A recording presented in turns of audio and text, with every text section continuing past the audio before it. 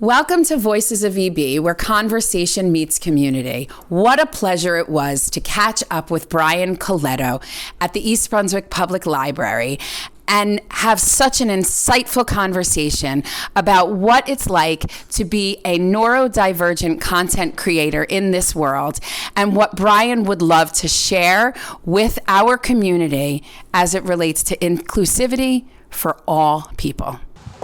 Hi, Brian. Welcome to Eyes on EB, Voices on EB. We are so happy to have you here. Just for our viewers, this is Brian Colletto. And Brian, tell us what brought you to Voices of EB. What brought me to Voices of EB is seeing a friend of mine share a post recently about another special needs individual who was recently interviewed on the podcast, and knowing that for myself and for my organization that I work for my regular job, that over the past year plus of my organization and myself personally getting to know the East Brunswick community. Mm-hmm. Very nice, very nice. And would you like to share what you do on a daily basis, and then we'll talk about what your main focus for joining us here is. But during the day, you work in a facility that does what? Tell everybody what your job is. So I am a marketing administrator and production assistant for a nonprofit in Edison called ESW Occupational Services. We're a nonprofit that provides job placement and vocational training for all kinds of special needs adults 21 and over throughout Middlesex County.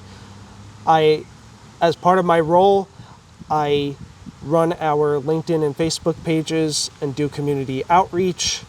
And at the facility, in my production assistant role, I help set up hand assembly work for our clients in our workshop program. Very nice. That is wonderful, and a mouthful, by the way, and you did very nicely. Thank you. And now I understand it a little better.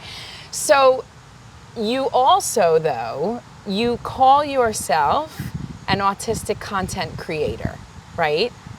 Yes. Is that accurate, or does that not paint the whole picture? Do you want to paint it a little differently? I don't want to shortchange you at all.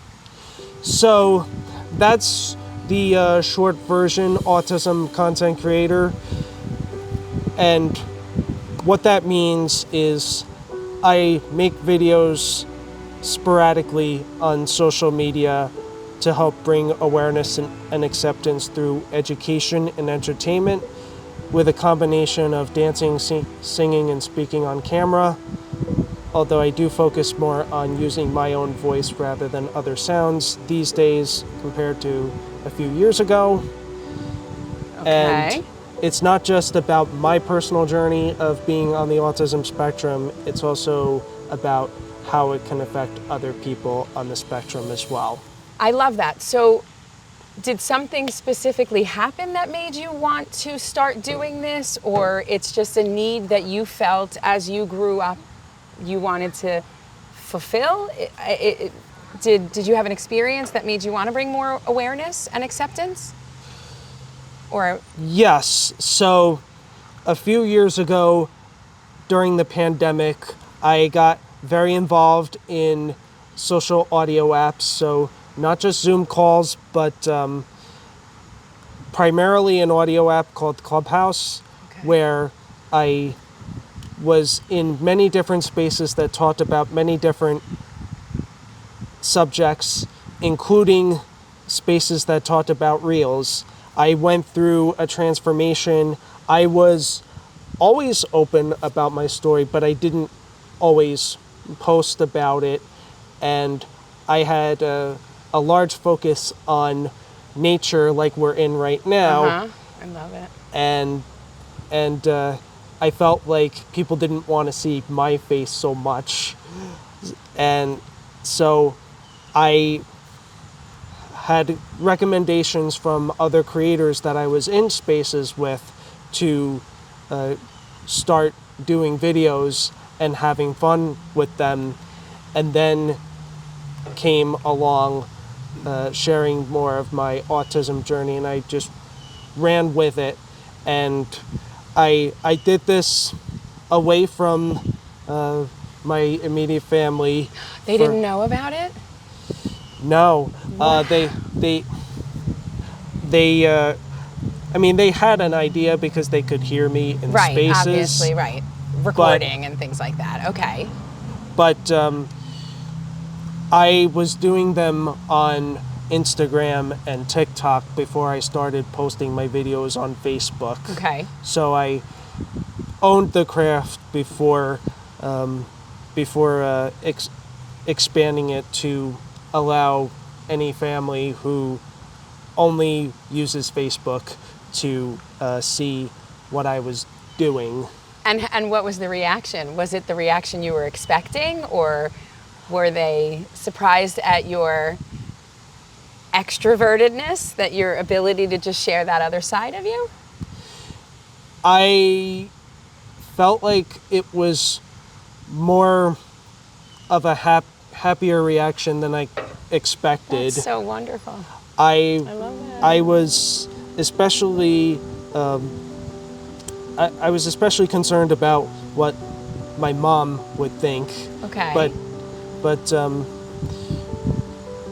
most of the time she doesn't really have any critics. Great. About my videos. That's wonderful. What's your favorite piece that you've done so far up to this point? What's the thing that you say that I loved doing? I had so much fun and I'm so proud of it. I can't wait to do that type of thing again, as far as content. So it's hard to say because I've done hundreds of videos. I would say that I like doing the short form stuff. Usually the videos that are 30 seconds or less are the ones that I really enjoy doing. I do some podcasting as well through my LinkedIn and my YouTube. So where can our viewers see you? Where might they spot you? Well, not just Princeton, not just East Brunswick or Middlesex. They could spot me in my hometown of Edison.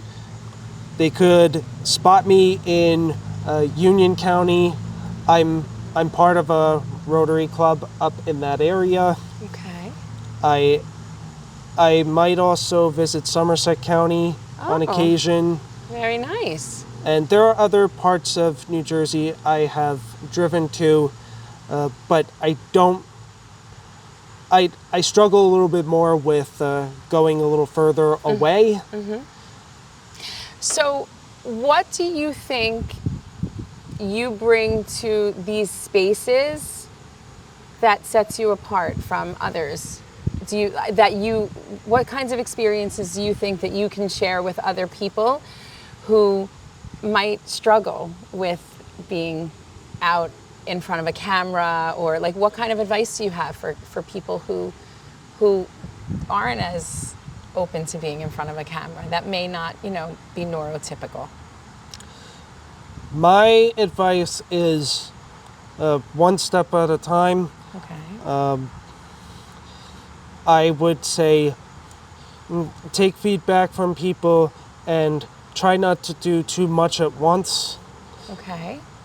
And most of all, they just have fun with it. So if it's just photos at first, that's cool.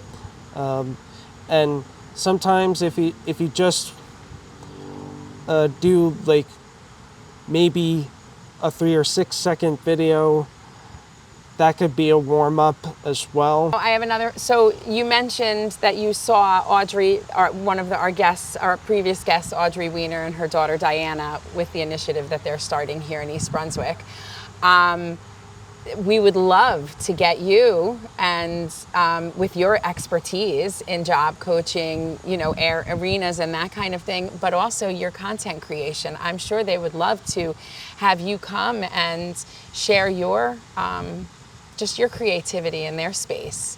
Is that something that you're open to? Are you open to collaborating with other people in the surrounding community who are also, you know, working towards more acceptance and inclusivity of people of all abilities?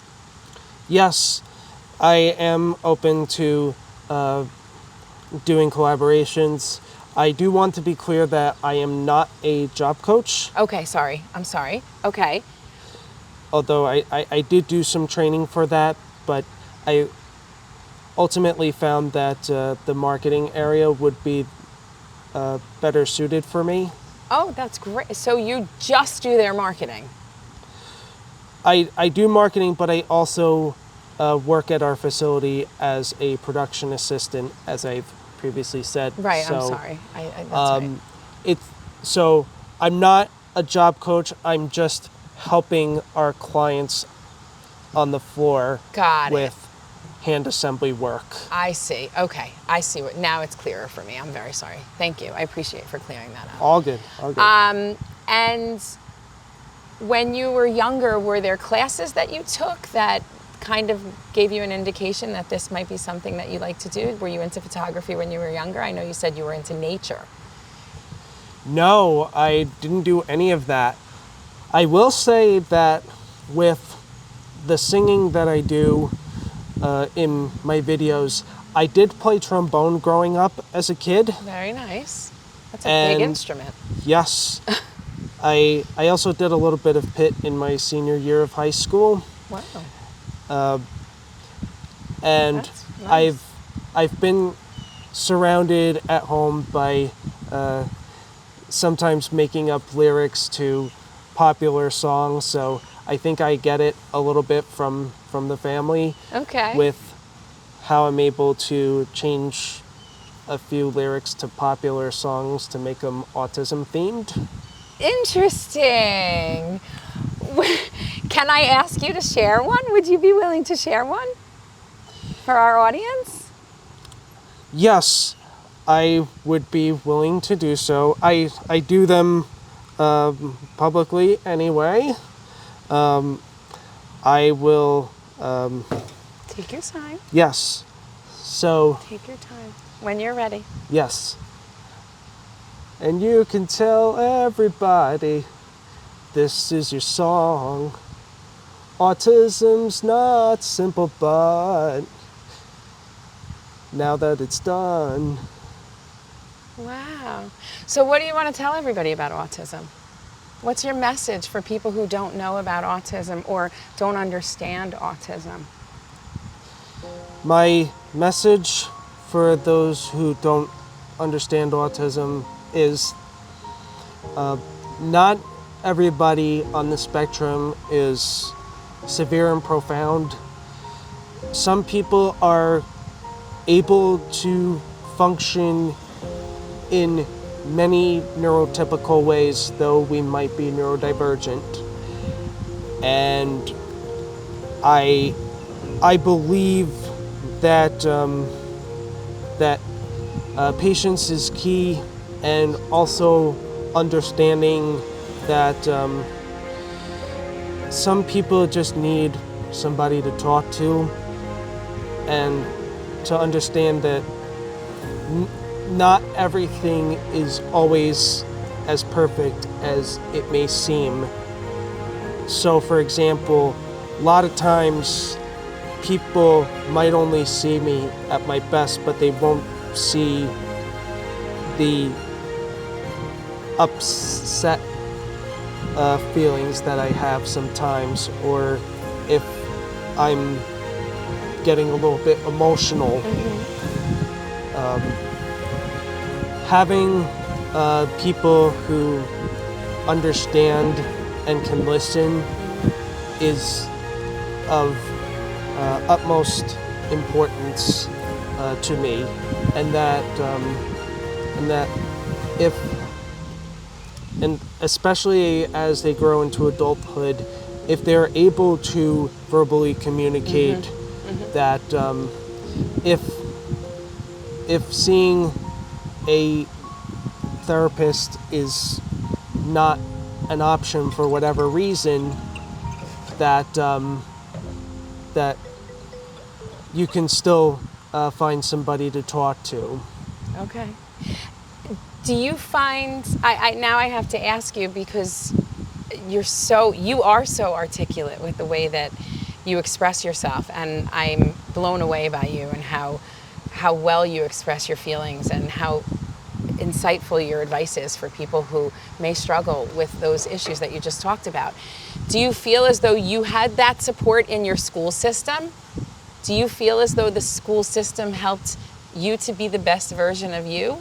Or did you feel as though you had to change to meet the environment? Or do you feel as though the environment welcomed you the way that you are?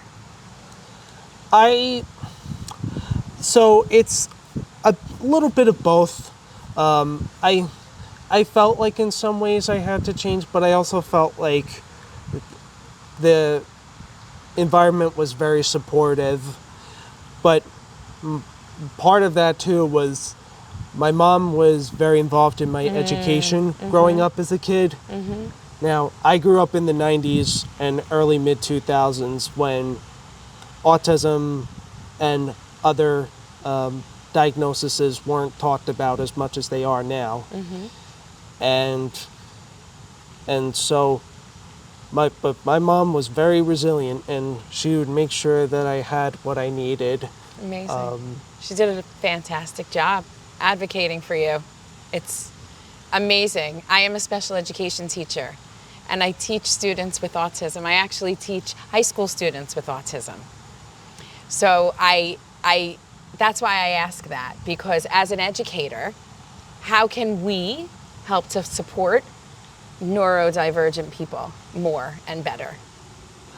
I would say the best way to support them would be to, based on my own experience, with helping them to feel like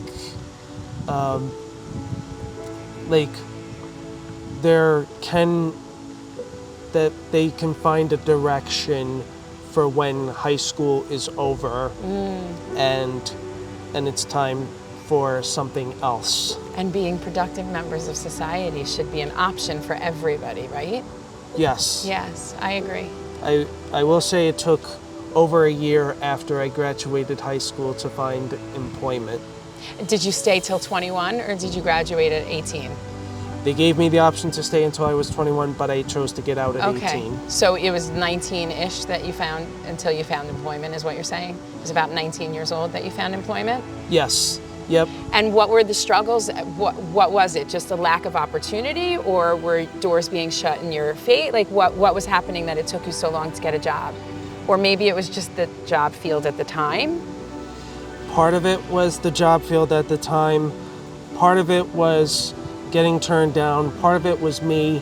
I turned down twice. I turned down the post office after an orientation that I attended left a sour taste in my mouth. Okay.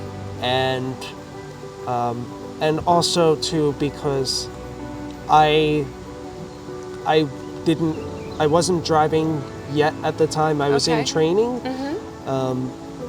But I was also thinking about schedule for my parents, particularly my mother, with driving. So that's actually, you bring up a really great point, right? Because not everybody gets their license at the same exact time. And transportation can absolutely be an issue and a hindrance for getting to and from jobs. So is there not transportation offered through the county or the state or anything like that? Is that something that we need to be better at legislatively? I would say that, for me, I would say that there needs to be improvement. Okay. I had some experiences that I would rather forget with Access Link. Oh, interesting. Really negative experiences? I don't want you to go into them because I don't want any, but just, wow, that's sad to hear. Yeah, I wouldn't say it was like negative in the sense of how I was treated, right? But rather because of the scheduling of times. Right, it wasn't convenient. Yeah, to be picked up, whether it was to or from the place. And there was one time where I thought I was scheduled for an interview, and then it turned out I wasn't, and so I was stuck somewhere. Yeah, that can be a problem. So that had something to do with it,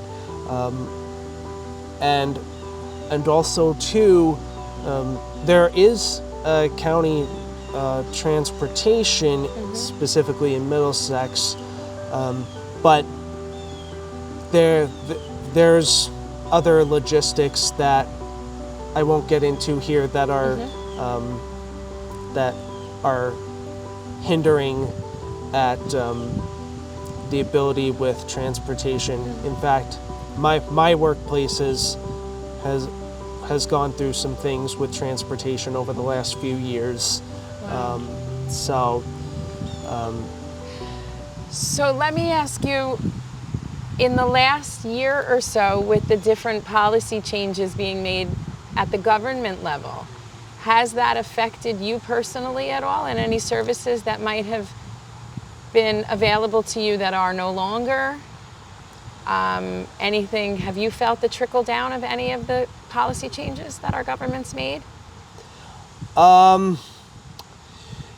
That is a complicated question at this moment. I feel like there could be a possible trickle down, but I am not ready to say that I've felt any of that. What about your workplace? Has your workplace been affected at all? Monetary, like have budgets been cut that have been available to the the clients in your workplace? Yes. And services, that kind of stuff? Not so much services, but just budget cuts at the moment. Yeah, it's a shame. It's a shame. Do you feel that society as a whole has become more accepting of people who are neurodivergent now than they have? I do feel that way, but I also feel like there's still a long way to go with that. And what needs to change? Tell me something that sticks out in your mind that you still think is a very big issue, if you can think of an example. I think that what is an issue is that there are still a lot of people on the spectrum who can't really get ahead in the economy. There are some that can, but the majority of people can't, and I do think that a lot of times social media doesn't tell a whole story as it relates to somebody on the spectrum. It doesn't tell a whole story about a lot of people, but it doesn't always tell the story about people on the spectrum. So, and where do you see yourself in 5 years with your reels and your podcasts, if you would like to extend your podcasting? Do you see this becoming something that you continue to do? Oh, 100%. I would like to, I'd like to be able to maybe even make a mini studio or something at home.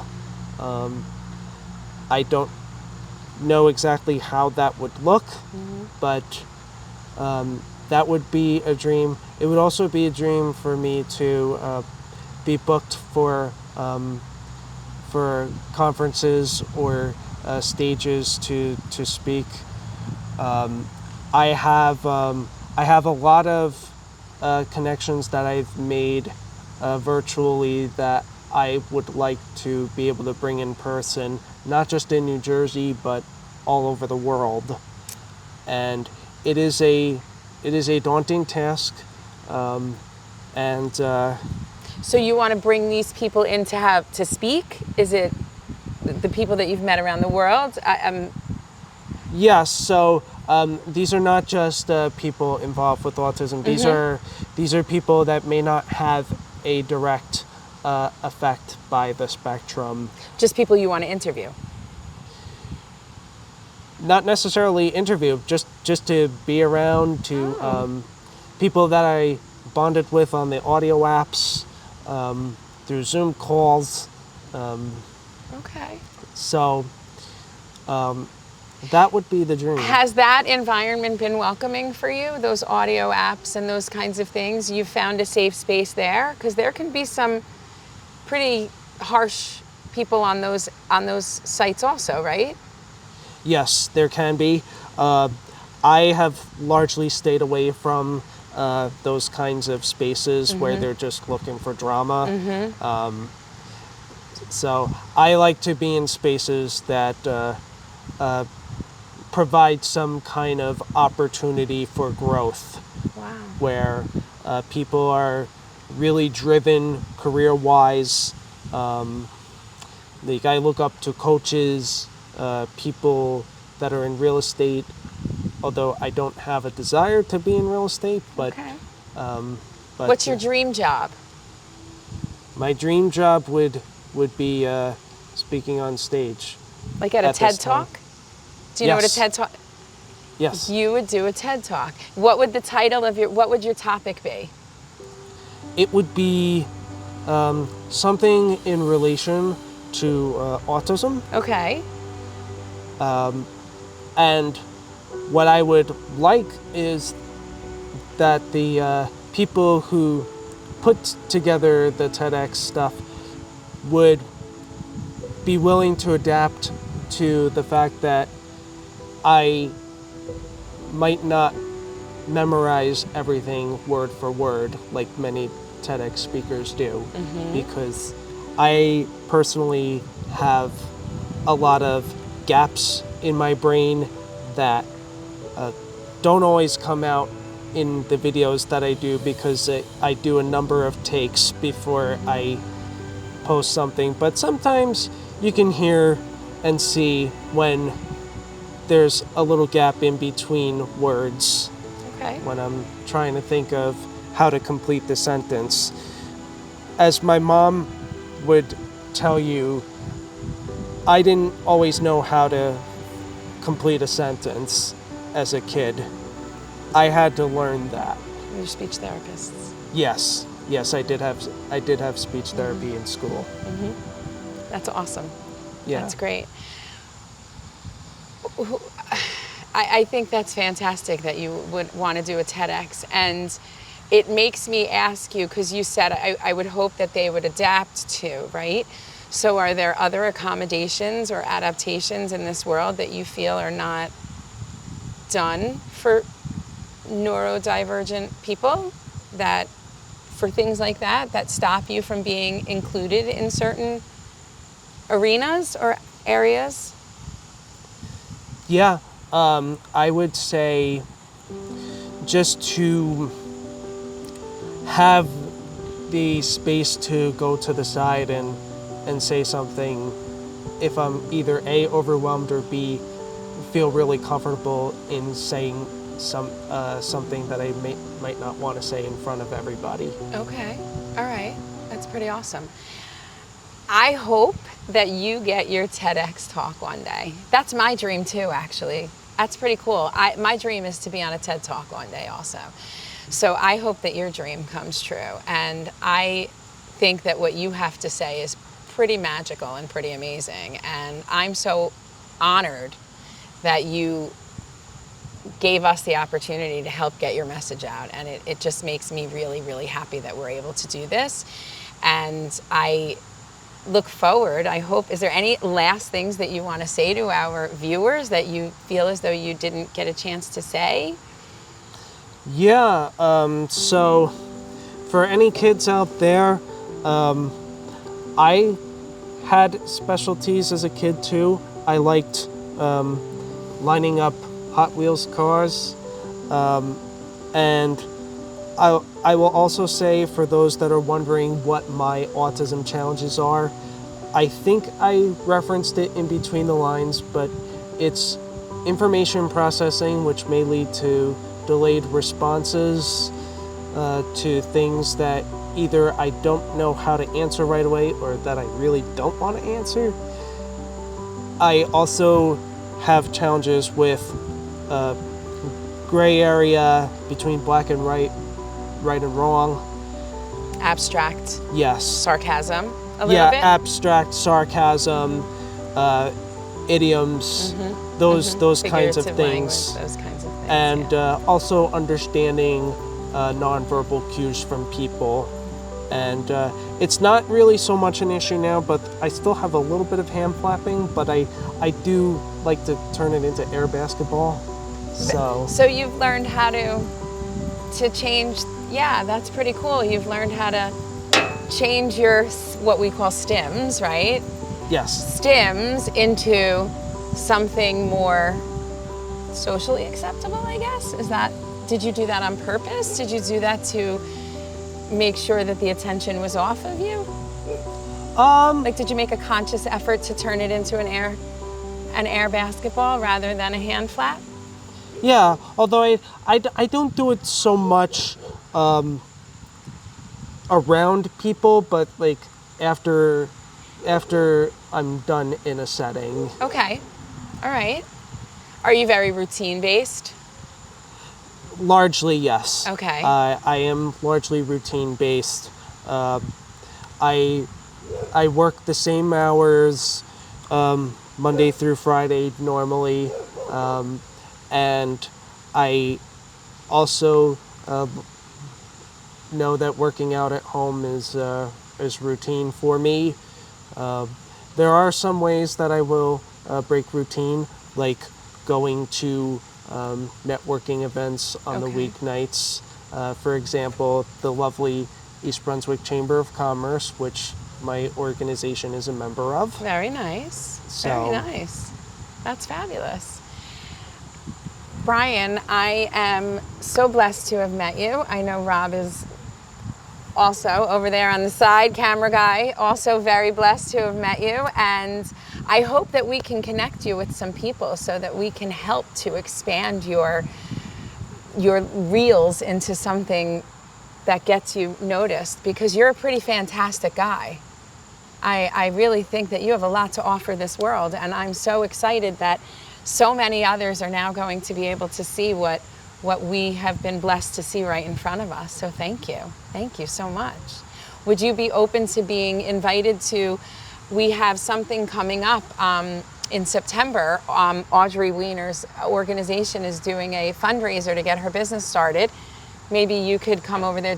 Are you a fan of dogs or no? Well, I would need a little bit of reassurance. Okay.